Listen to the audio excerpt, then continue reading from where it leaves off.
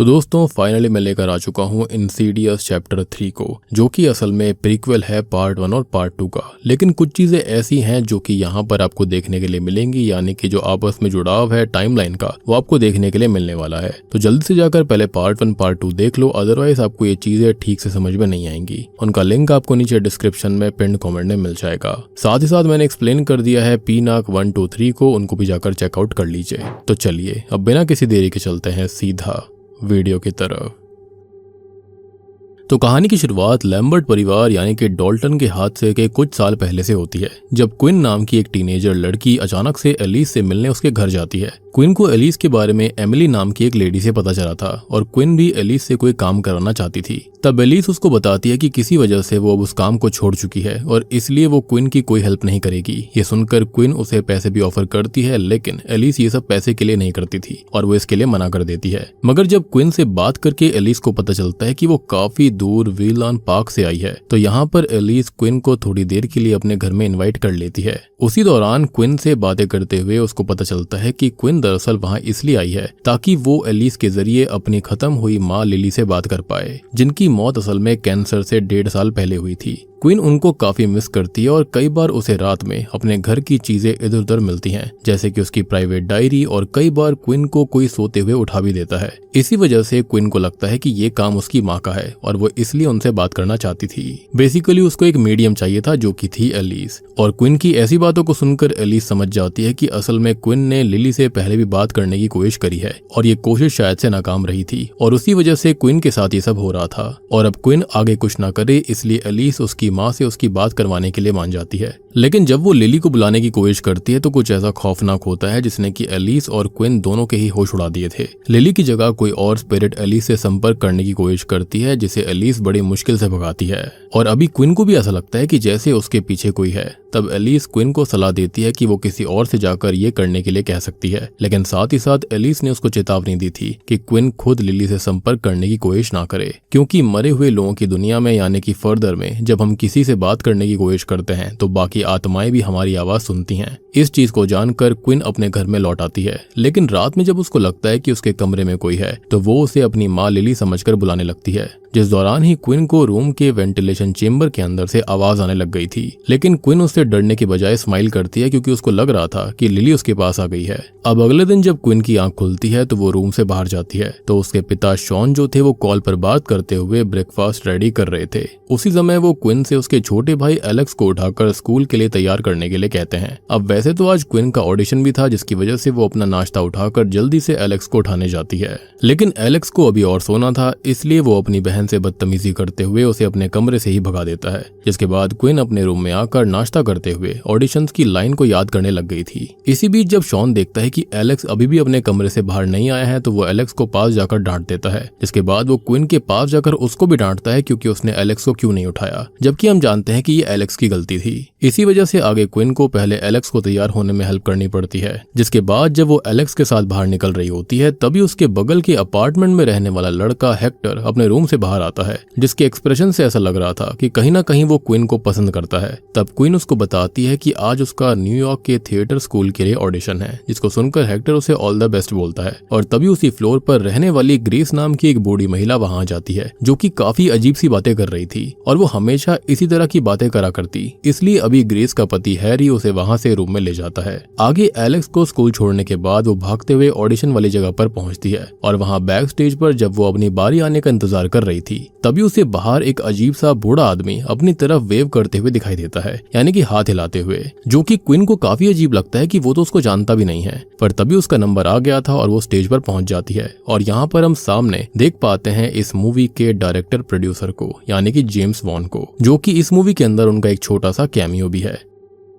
खैर उसी समय क्विन सच में इतनी नर्वस हो गई थी कि डायलॉग बोलते हुए वो आगे की लाइन सी भूल जाती है, जिस वजह से उसको रिजेक्ट कर दिया जाता है। और बाद में वो परेशान होकर इस बारे में अपनी बेस्ट फ्रेंड मैगी से मिलकर उसको बताती है। तब मैगी उसको संभालती है और बाद में वो दोनों अपने घर जाने लगते हैं। लेकिन क्विन वापस जाने के लिए खड़ी हुई ही थी कि तभी कुछ ऐसा होता है जो कि उसकी जिंदगी अब पूरी तरह से बदल देने वाला था। अचानक क्विन को वापस वही अजीब सा बूढ़ा आदमी उसकी तरफ हाथ हिलाते हुए दिखाई देता है, जो कि असल में एक ट्रैप था, क्योंकि क्विन उसको देख ही रही थी कि तभी एक तेज रफ्तार में आ रही गाड़ी उससे टकरा जाती है, जिस वजह से क्विन का एक्सीडेंट हो गया था और वो वहीं ऑन द स्पॉट बेहोश हो जाती है। ये देखकर पास ही मौजूद मैगी तुरंत ही हड़बड़ी में उसकी हेल्प करती है और उसके बाद क्विन को हॉस्पिटल में भर्ती करवाया जाता है। उसका ऑपरेशन करते हुए डॉक्टर्स को पता लगता है कि उसके पैर में मल्टीपल फ्रैक्चर्स हुए थे, जिसकी वजह से क्विन को लंबे बेड रेस्ट की जरूरत थी। अब इसी ऑपरेशन के दौरान होता यह है कि क्विन जो होती है वो खुद को फर्दर वर्ल्ड में देख पाती है, जहां अचानक उसके सामने वही बूढ़े आदमी की आत्मा आ गई थी और इस बार उसने एक ऑक्सीजन मास्क पहना हुआ था। उसको देखकर क्विन डरकर होश में आती है। अगले दिन जब क्विन सोकर उठती है तो शॉन उसके पास था, जिसे क्विन उस बूढ़े आदमी के बारे में बताती है, जिसमें कुछ सस्पिशियस ना होने की वजह से शॉन इस बारे में ज्यादा नहीं सोचता।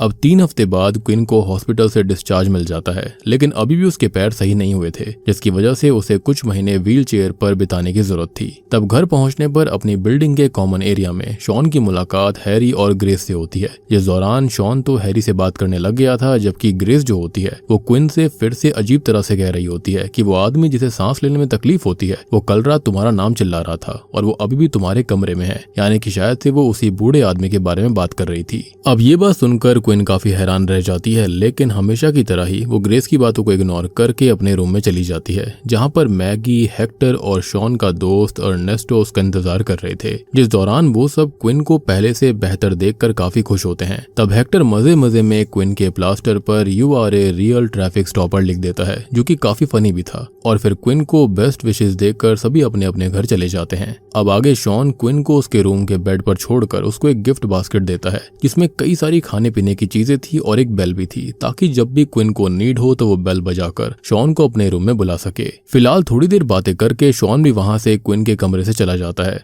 जिसके बाद रात में जब क्विन सोने की कोशिश कर रही थी तभी अचानक उसके रूम में रखी हुई बेल खुद पे खुद बजने लगती है, जिसको सुनकर क्विन उठकर बैठ जाती है। हालांकि उसे रूम में कुछ अजीब दिखाई ना देने पर वो वापस से सोने की कोशिश करती है। जिस दौरान एज अ व्यूअर हम क्विन के पीछे उसी साए को देख पाते हैं, जो कि धीरे धीरे उसकी तरफ बढ़ रहा था, मगर तभी शॉन के रूम में आने की वजह से वो साया गायब हो जाता है। असल में शॉन भी बेल की आवाज सुनने की वजह से रूम में आ गया था, पर जब क्विन उसको बताती है कि उसने कोई बेल नहीं बजाई तो शॉन हैरान होकर वहां से चला जाता है। अब दूसरी ओर हमें एलिस को दिखाया जाता है, जो कि खाना खाकर सोने जाती है। तो सोने से पहले वो अपने डॉग वॉरेन और अपने मरे हुए पति जैक को गुड नाइट कहती है। तब सोते हुए अचानक एलिस को बहुत ही डरावना सपना आता है, जिसकी वजह से उसने क्विन का नाम अपनी बुक ऑफ सीइंग में लिख दिया था। मतलब कि क्विन के साथ जो कुछ भी हो रहा था एलिस को उसका एहसास हो गया था। दूसरी ओर क्विन अपने रूम में हेक्टर के बारे में सोच रही थी, जिसकी वजह से वो अपनी दीवार को नॉक करती है और तब हेक्टर के कमरे से भी नॉक करने की आवाज आती है। इससे खुश होकर क्विन उसको तुरंत मैसेज करती है, पर तभी हेक्टर जो उसको बताता है उसको सुनकर तो क्विन की सिट्टी पिट्टी गुल हो गई थी। असल में हेक्टर तो अपनी दादी माँ के घर गया हुआ था, और अगर ऐसा था तो क्विन के नॉक का जवाब किसने दिया, यानी कि वहां से दस्तक किसने दी थी। यही जानने के लिए क्विन जब दोबारा दस्तक देती है तो इस बार कोई भी रेस्पॉन्स नहीं आता, जिससे डरकर क्विन तुरंत ही सोने की कोशिश करती है। तभी सीलिंग की तरफ से एक शैतानी हाथ क्विन को पकड़ने की कोशिश करता है, जिससे डरकर जब क्विन चिल्लाते हुए ऊपर देखती है तो उसे सीलिंग पर दरारें दिख रही थी। और तभी शॉन वहां पर आकर सीधा ही मेल नाम के आदमी के साथ उस अपार्टमेंट में जाता है, क्योंकि वो अपार्टमेंट मेल का ही था, लेकिन लंबे समय से वो खाली था। तब मेल शॉन को इस बात पर यकीन दिलवाने की कोशिश करता है कि वो सब क्विन का बुरा सपना होगा, यहाँ पर कोई भी नहीं है। लेकिन ऊपर वाले अपार्टमेंट में शॉन की नजरें जो देखती हैं उसने शॉन को भी पूरी तरह चौंका दिया था। वहां पर काले कीचड़ के अजीब से पैरों के निशान बने हुए थे, जो कि बिल्कुल थोड़ी देर पहले के थे, यानी कि ताजे थे। मगर शॉन या मेल में से किसी को समझ में नहीं आ रहा था कि वो निशान उधर आए कैसे, और अंदर कोई है भी नहीं। हालांकि अभी भी वो लोग इस पर ध्यान ना देकर अपने अपने रूम में चले जाते हैं। मतलब कि हॉरर मूवीज के अंदर इतना कुछ हो जाता है लेकिन कोई भी ध्यान नहीं देता। एनीवेज अगले दिन शॉन जो था वो काम पर जाने से पहले क्विन से खाना खाने के लिए कहता है, तो क्विन मना करते हुए बताती है कि कई दिनों से उसे खाने का स्वाद नहीं आ रहा, और वो ये सोचते हैं कि शायद ये सब दवाइयों का असर होगा, और इसलिए शॉन अभी काम के बारे में ज्यादा सोच रहा था। लेकिन तभी क्विन उसको बताती है कि वो अपनी माँ लिली लिली से बात करने के लिए एक दिन एक साइकिक एलिस के पास गई थी और उसके बाद से उसके साथ ये सब हो रहा है। अब वैसे शॉन इन बातों पर भरोसा नहीं करता था, जिसकी वजह से क्वीन को लगने लगता है कि वो शायद लिली को मिस नहीं करता। और मुझे ऐसा लगता है कि एलिस ने जब पहली बार क्वीन के साथ में अपनी शक्तियों का इस्तेमाल किया था तो उसके बाद से ही शायद से ये स्पिरिट जो थी तो वो कहीं ना कहीं क्वीन के साथ में जुड़ गई थी, क्योंकि क्वीन के पास ऐसी कोई खास शक्ति नहीं थी जिसके चलते ये स्पिरिट उसके पास आ जाए। लेकिन एलिस ने काइंड ऑफ एक रास्ता खोल दिया था और ये बिल्कुल अनजाने में करा गया था। यहाँ पर एलिस की कोई गलती नहीं थी। अब शॉन ऑब्वियसली उस पर विश्वास नहीं करता, जिसकी वजह से क्वीन को लगने लगता है कि वो शायद लिली को मिस ही नहीं करता। लेकिन शॉन के हिसाब से वो तो लिली को रोज देखता है, क्योंकि लिली कई मामलों में बिल्कुल क्वीन की तरह थी। ये सुनकर वो शांत हो जाती है और शॉन एलेक्स को स्कूल छोड़ने के लिए निकल जाता है। अब वहीं दूसरी तरफ शाम में जब एलिस वापस से सोने जा रही होती है तो उससे पहले वो अपने बेसमेंट वाले रूम के ताले को देखती है, जिसकी चाबी एलिस ने अपनी गर्दन में टांगी हुई थी। जिसके बाद एलिस बिस्तर पर जाकर अपने डॉग को देखने लगती है। तब उसे ऐसा लगता है कि जैसे उसका डॉग वॉरेन जो है वो कहीं ना कहीं उसे क्वीन की हेल्प करने के लिए कह रहा हो, जिस पर मानकर एलिस फैसला करती है कि ठीक है वो क्वीन की हेल्प करेगी और इसलिए वो पहले लिली से बात करने की कोशिश करेगी। लेकिन तभी एलिस को अपने कमरे में लिली की जगह उसी ऑक्सीजन मास्क वाले आदमी, जिसको वीजिंग डीमन भी कहा जाता है, उसके होने का एहसास होता है। जिसके साथ साथ एलिस को घर में वैसे ही काले कीचड़ के पैरों के निशान भी दिखाई दे रहे थे, जो कि असल में क्वीन के दूसरे वाले अपार्टमेंट के अंदर भी थे, यानी कि ऊपर वाले अपार्टमेंट में। मगर एलिस जो थी वो डरने के बजाय उनका पीछा करते हुए अपने बेसमेंट के पास पहुंच जाती है, जहां जाकर एलिस की आंखें फटी की फटी रह गई थी। बेसमेंट रूम का दरवाजा जो कि हमेशा वो लॉक रखती थी वो खुला हुआ था और उसकी चाबी भी एलिस के गले से गायब थी और वो पैरों के निशान बेसमेंट के अंदर वाले रूम में जा रहे थे। उन्हें देखकर एलिस ना डरते हुए लाइट्स को ऑन करने की कोशिश करती है, लेकिन लाइट्स ही ऑन नहीं होती और एलिस को टॉर्च के सहारे अंदर जाना पड़ता है। वहां वो निशान एक दीवार के पास खत्म हो रहे थे, लेकिन जैसे ही एलिस दीवार पर टॉर्च मारती है तो उसे वो पैरों के निशान दीवारों के ऊपर जाते दिखते हैं। तभी अचानक से वो वीजिंग डीमन एलिस पर हमला करने की कोशिश करता है। इससे डरकर एलिस बेसमेंट के बाहर आकर सबसे पहले तो दरवाजे को बंद करती है और बाद में रोते हुए कहने लगती है कि वो ये सब नहीं कर सकती, विच मीन्स कि बीते कुछ दिनों में एलिस के साथ कुछ ना कुछ तो बहुत ही बुरा हुआ था, जिसकी वजह से वो अपनी शक्तियों का इस्तेमाल या तो सही से नहीं कर पा रही है या फिर करना नहीं चाहती। अगले दिन जब क्वीन अकेले मैगी से वीडियो कॉल पर बात कर रही थी तभी मैगी को लगता है कि जैसे एलेक्स क्वीन के पास खड़ा हुआ है, मगर जब डरते हुए क्वीन इस बारे में उससे पूछने की कोशिश करती है तो नेट जाने की वजह से वीडियो कॉल ही बंद हो गई थी। अब क्वीन इससे काफी डर जाती है, जिस दौरान ही उसे अपनी व्हील चेयर बेड से काफी दूर दिखाई देती है और उसी समय खिड़की के पास वही वीजिंग डीमन खड़ा हुआ था, जिसको देखकर वो काफी डर जाती है और इसको आप the man who can not breathe भी बोल सकते हो। अब वो धीरे धीरे क्वीन की तरफ बढ़ते हुए गायब हो जाता है, जिस दौरान क्वीन जब डरते हुए अपने बिस्तर के नीचे देखती है तभी वो डीमन क्वीन को उठाकर सीधा बिस्तर से ही नीचे फेंक देता है, जिसके बाद वो गेट बंद करके क्वीन को पजस करने की कोशिश करने लग गया था। किस्मत से उसी समय शॉन घर का ग्रोसरी सामान लेकर घर में आ गया था और अभी क्वीन के चिल्लाने की आवाज को सुनकर वो तुरंत ही क्वीन के रूम में पहुंच जाता है। अब वो क्वीन को जमीन पर पड़ा हुआ देखकर बुरी तरह दंग रह गया था कि आखिरकार वो ऐसे कैसे हो गई। इस समय क्वीन की गर्दन में काफी दर्द हो रहा होता है, जिस वजह से अब उसको नेक सपोर्ट भी लगाना पड़ता है, यानी कि ये डीमन उसको खत्म करने की कोशिश कर रहा था या फिर ये कह सकते हैं कि उसकी बॉडी पर कब्जा करने की कोशिश कर रहा था। और ये बिल्कुल वैसा ही है जैसे कि वो उसकी स्पिरिट को कब्जे में लेकर उसके अंदर आना चाह रहा हो। खैर तब जाकर क्वीन उसको बताती है कि उसे बेड से उसी मास्क वाले आदमी ने फेंका था, यानी कि उस बूढ़े आदमी ने। वो बताती है कि वो सच में बहुत बुरा है और क्वीन ने उसे अपनी आंखों से देखा है। इन सभी बातों पर भरोसा करना इतना आसान नहीं था, लेकिन अभी शॉन क्वीन के सामने इस चीज को एक्सेप्ट करके कॉमन एरिया में आ जाता है। वहां पर आज हैरी काफी उदास बैठा हुआ था और उसके साथ 2 पुलिस वाले भी थे। असल में हैरी की बीवी ग्रेस खत्म हो गई थी, जिसके बारे में बताते हुए हैरी काफी ज्यादा इमोशनल हो जाता है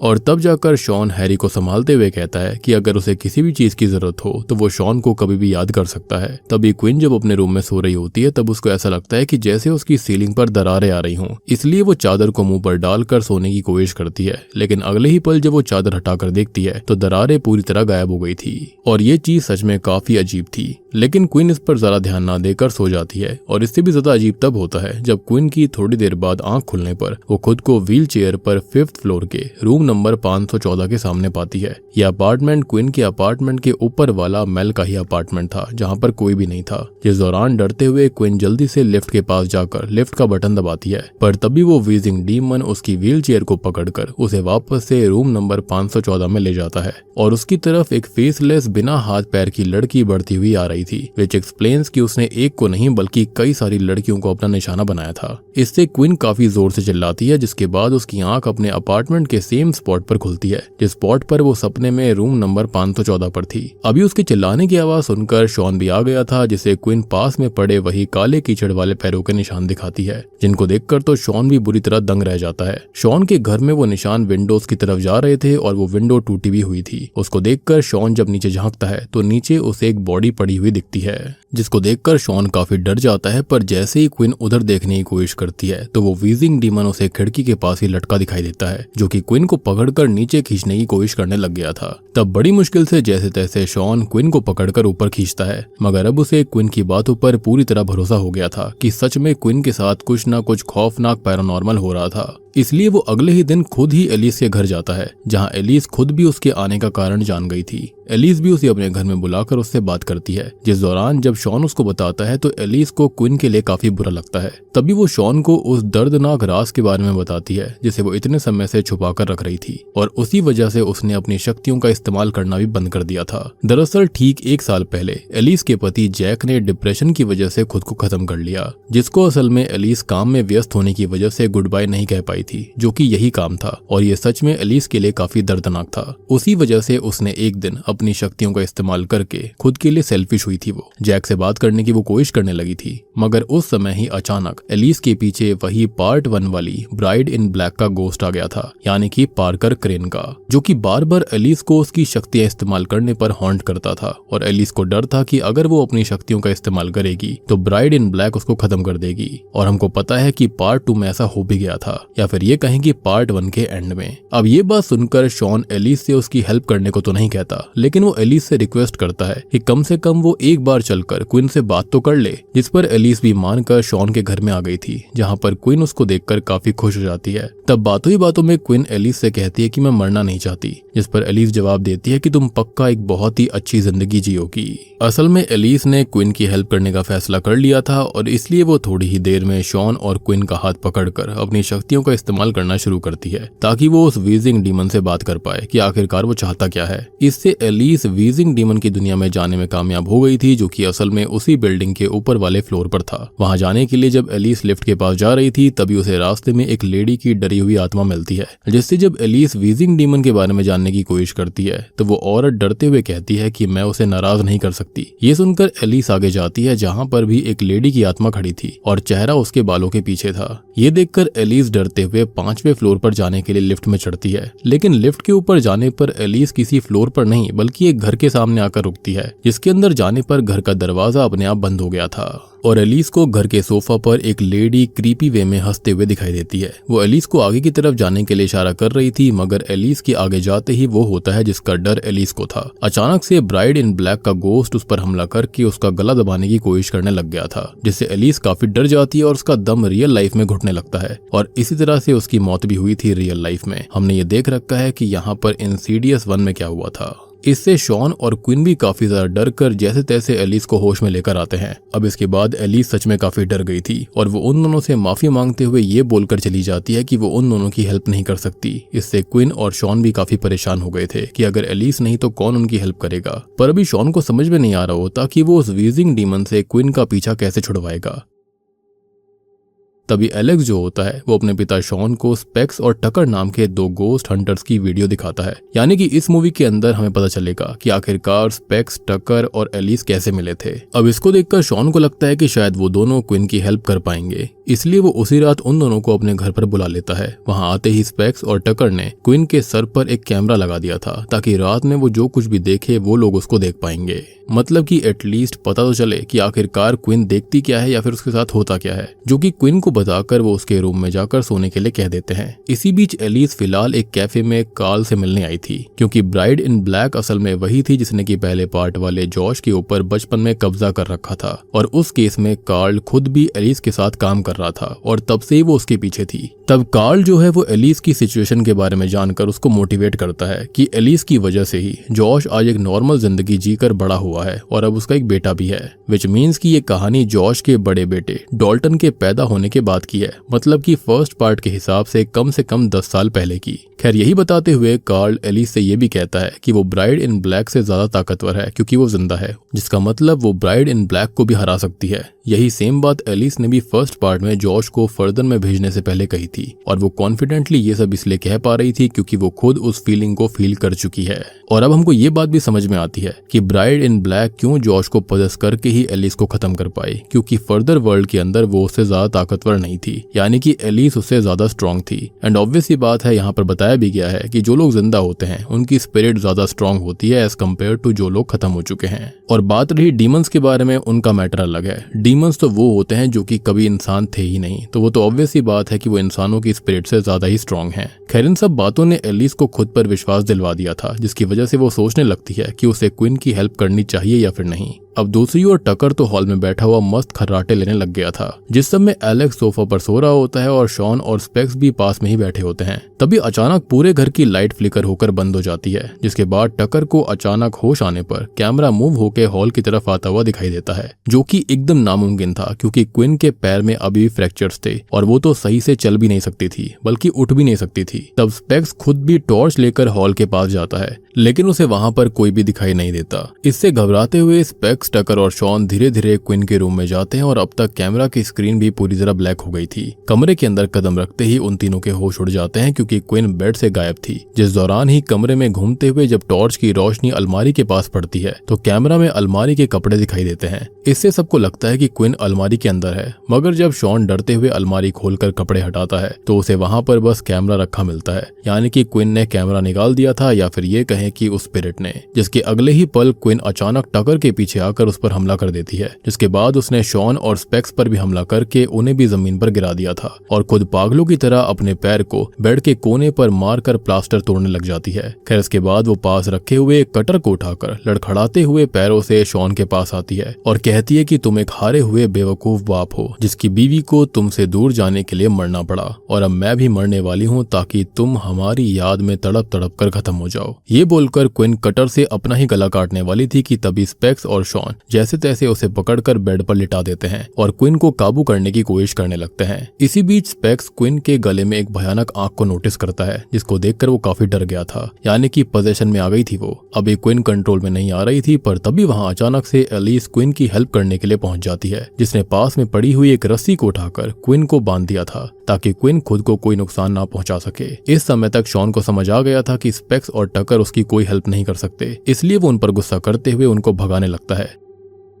लेकिन तभी एलिस उन्हें रोकते हुए कहती है कि मुझे इन दोनों की हेल्प चाहिए। इसका मतलब क्विन का केस ही एलिस, स्पेक्स और टकर का साथ में पहला केस था और इस तरह से ये मिले थे। खैर अब इसके बाद सबसे पहले तो शॉन एलेक्स को अर्नेस्टो के घर पर भेजता है, जिस पर पहले तो एलेक्स नहीं मान रहा था, पर बाद में एलिस के समझाने पर वो मान जाता है।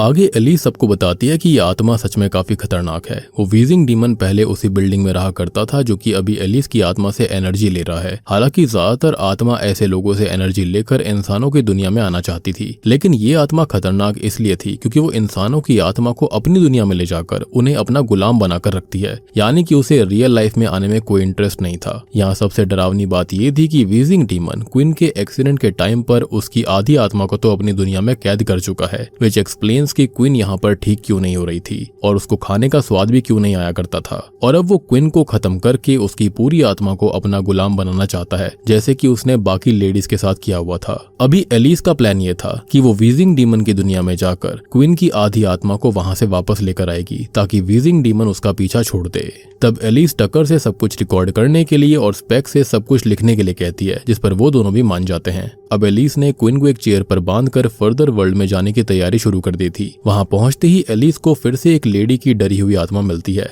जिसे भी उस वीजिंग डीमन ने मरने के लिए मजबूर करा था। और अभी उसको देखकर एलिस उससे जानने की कोशिश करती है कि वीजिंग डीमन कहाँ पर है। शुरुआत में तो वो आत्मा वीजिंग डीमन के बारे में बताने से डर रही थी, उसका नाम लेने से डर रही थी, लेकिन जब एलिस उसको यकीन दिलवाती है कि उसके ऐसा करने से एलिस उसको आजाद करवा देगी, तो वो आत्मा एलिस को लिफ्ट से रूम नंबर 514 के सामने ले जाती है, जिसके अंदर ही वो वीजिंग डीमन रहा करता था। और अब हमको ये बात भी समझ में आती है कि ग्रेस पागल नहीं थी, बल्कि हो सकता है कि उसको भी वीजिंग डीमन ने ही खत्म करवाया होगा और फिर उसको अपने साथ ही रख लिया। तब एलिस उस आत्मा को वहां से जाने के लिए कहकर खुद वीजिंग डीमन के अपार्टमेंट में जाती है, जहां जाते ही एलिस को वहां पर क्विन के होने का एहसास होता है। लेकिन उसे महसूस करते हुए एलिस वीजिंग डीमन के कमरे में पहुंच गई थी कि तभी ब्राइड इन ब्लैक अचानक एलिस के ऊपर हमला करके उसका गला फिर से दबाने लगती है। मगर इस बार एलिस डरती नहीं है, वो कार्ल के शब्दों को याद करती है और ब्राइड इन ब्लैक को उठाकर दूर फेंक देती है क्योंकि वो ज्यादा ताकतवर थी। अब इससे डरकर पार्कर क्रेन यानी कि ब्राइड इन ब्लैक डरकर वहां से भाग जाती है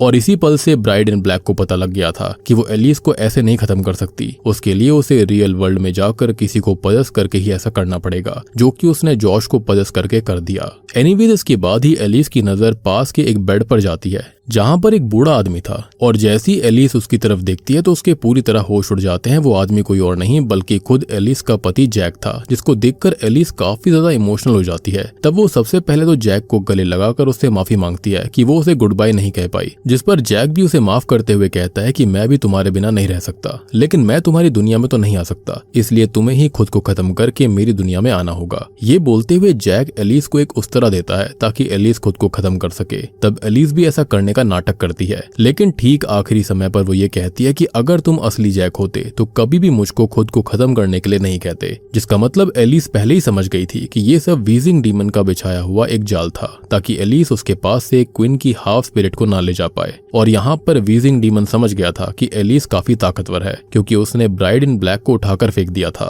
अब इसके तुरंत ही बाद एलिस उस तरह से जैक के चेहरे पर वार करती है जो कि डरते हुए अंधेरे में भाग जाता है और तभी एलिस के सामने वीजिंग डीमन खुद पहुंच जाता है। तब एलिस उससे क्वीन को वापस करने के लिए कहती है, जिस पर वीजिंग डीमन ताली बजाते हुए वहां पर क्वीन की हाफ स्पिरिट को बुलाता है, जिसका चेहरा, पैर और हाथ नहीं थे और उसके गले में पट्टा भी था। तब उसकी हालत को देखकर एलिस को काफी बुरा लगता है और वो वीजिंग डीमन से साफ कह देती है कि वो क्वीन को लिए बिना वहां से नहीं जाएगी। इतना बोलकर एलिस क्वीन को उठाकर अपार्टमेंट से बाहर जाने की कोशिश करती है। तब वीजिंग डीमन उसे रोकने की कोशिश करता है, जिस पर एलिस उसको धक्का देकर बाहर जाने लगती है। लेकिन तभी गुस्से में वीजिंग डीमन जमीन पर पैर मारता है, जिससे कि अपार्टमेंट में रखी सारी चीजें एलिस के ऊपर गिर गई थी। इवन अब तक रियल लाइफ में शॉन के अपार्टमेंट की जमीन भी हिलने लगती है, जिससे कि शॉन और बाकी सब काफी डर जाते हैं। एलिस क्वीन को वापस उठाकर अपार्टमेंट से बाहर निकलने में कामयाब हो गई थी, जिसके बाद वो लिफ्ट से क्वीन को उसके फ्लोर पर लाने में भी कामयाब हो जाती है।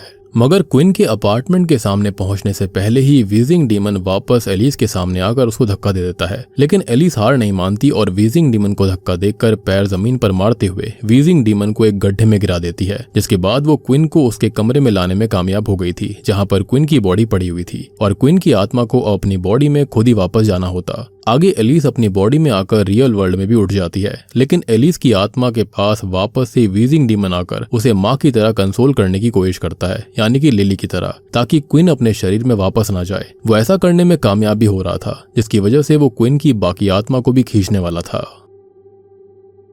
अब एलिस को इस चीज का एहसास होते ही वो शॉन के साथ क्वीन को समझाने की कोशिश करती है कि क्वीन को वीजिंग डीमन की बातों में नहीं आना है, लेकिन क्वीन तक उसकी बातें पहुंच नहीं रही थी। तभी ग्रेस नाम की वो बूढ़ी औरत जिसकी कुछ दिन पहले मौत हुई थी, उसकी आत्मा अचानक एलिस से संपर्क करने की कोशिश करती है और उसे एलिस की डायरी चेक करने के लिए कहती है। मतलब देखो, ग्रेस को सब पागल कह रहे थे, लेकिन अंत में उसी ने यहाँ पर जान बचाई है। खैर, अब डायरी को चेक करने पर एलिस को उसके अंदर क्वीन की माँ लिली का एक खत मिलता है, जिसे लिली ने खत्म होने से पहले क्वीन के लिए लिखा हुआ था और वो चाहती थी कि क्वीन अपनी ग्रेजुएशन से पहले उसे पढ़े। किस्मत खराब होने की वजह से अब तक क्वीन को वो खत मिला ही नहीं था। हालांकि जैसे कि क्वीन ने पहले एलिस को बताया था कि उसे कई बार उसकी प्राइवेट डायरी अपनी जगह पे नहीं मिलती थी, तो हो सकता है कि वो काम वाकई में लिली का ही हो सकता है और वो क्वीन को हिंट दे रही थी ताकि वो उस लेटर को पढ़ सके।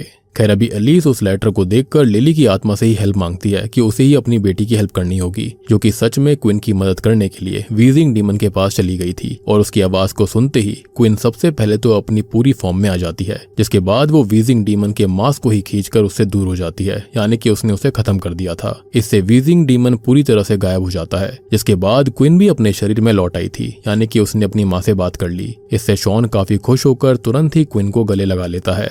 और तब एलिस क्विन को बताती है कि लिली भी उसी रूम में उनके साथ मौजूद है, जो कि क्विन के साथ उसके ऑडिशन के समय पर ही मौजूद थी और उसे क्विन पर काफी गर्व है, नाज है। ये सारी बातें सुनकर क्विन को काफी अच्छा लगता है, वो इमोशनल हो जाती है। खैर इसके बाद सुबह सुबह एलिस, स्पेक्स और टकर तीनों ही क्विन के घर से बाहर आते हैं, जहाँ पर एलिस को पता चलता है कि स्पेक्स और टकर ने लास्ट नाइट पहली बार भूत देखा था, क्योंकि उससे पहले वो बस प्रैंक्स करा करते थे। और तब एलिस फैसला करती है कि वो उन दोनों के साथ मिलकर एक टीम बनाएगी और वो तीनों इसी तरह से लोगों की हेल्प करेंगे। इससे टकर और स्पेक्स भी काफी खुश थे, यानी कि उन्होंने वाकई में रियल गोस्ट देख लिया था और अब आगे वो जो कुछ भी देखेंगे वो सब कुछ रियल होगा। विच एक्सप्लेन्स कि एलिस के आने से पहले ये दोनों जाकर घर के अंदर क्यों चेक करते थे कि वहां पर कोई भूत है या फिर नहीं, क्योंकि बड़ी सांगी तभी आएगी, यानी कि हमारी इंसीडियस वाली चाची तब आती है जब वाकई में किसी घर में गोस्ट होता है। एनीवेज अब जब रात में एलिस अपने घर में सोने जा रही थी तो उसे अपना फेवरेट स्वेटर अपने बेड पर रखा दिखाई देता है, जिसको देखकर एलिस को ऐसा लगता है कि शायद ये काम जैक की स्पिरिट का है और इसलिए उसके चेहरे पर स्माइल आ गई थी।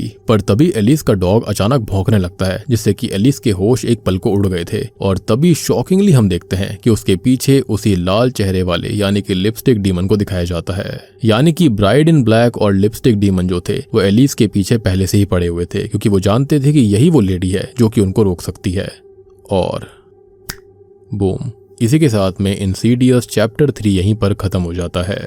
तो दोस्तों ये थी इंसीडियस 3 फिल्म की कहानी। उम्मीद करता हूँ कि आपको ये मूवी पसंद आई होगी, जो कि प्रीक्वल है असल में पार्ट 1 और पार्ट 2 का। एंडिंग में एलिस ने पहले ही वो लिपस्टिक फेस डीमन यानी कि रेड फेस डीमन को देख लिया था, तो हो सकता है कि उसको पहले से ही फ्यूचर दिख गया था कि असल में लैम्बर्ट फैमिली के साथ क्या होने वाला है, क्योंकि जब उसने इस डीमन को देखा था पहली बार लैम्बर्ट फैमिली के अंदर यानी कि डॉल्टन के पास में, तब वो उसको देखकर इतनी हैरान नहीं हुई थी और वो उसको काफी गुस्से भरी नजरों से देख रही थी, क्योंकि उसने उसको पहले ही देखा हुआ था। बाकी अगला पार्ट 4th पार्ट भी मैं जल्दी एक्सप्लेन करने वाला हूँ, कल ही एक्सप्लेन कर दूंगा, जो कि है इंसीडियस द लास्ट की यानी कि इंसीडियस चैप्टर 4। पार्ट 5 को मैं ऑलरेडी एक्सप्लेन कर चुका हूँ, यानी कि इंसीडियस द रेड डोर को, तो उसका भी लिंक आपको नीचे डिस्क्रिप्शन पिन कमेंट में मिल जाएगा, जाकर जरूर चेकआउट कर लेना। साथ ही साथ 21 अगस्त को आने वाला है इंसीडियस का आखिरी पार्ट यानी कि Insidious out of the further, तो जल्दी से चैनल को सब्सक्राइब कर लो ताकि आप तक नोटिफिकेशन सबसे पहले आ जाएगी। इनकेस आपने अभी तक इंसीडियस पार्ट 1 पार्ट 2 को नहीं देखा है जाकर देख लो, अदरवाइज आपको इस वाली मूवी के कुछ चीजें समझ में नहीं आने वाली। उसका लिंक आपको नीचे डिस्क्रिप्शन में पिन कमेंट में मिल जाएगा। साथ ही साथ पीनाक 1, 2, 3 को भी एक्सप्लेन कर दिया गया है, उनको भी जाकर चेकआउट कर लेना। तो मैं आप सबको मिलता हूँ अगली वीडियो के साथ में,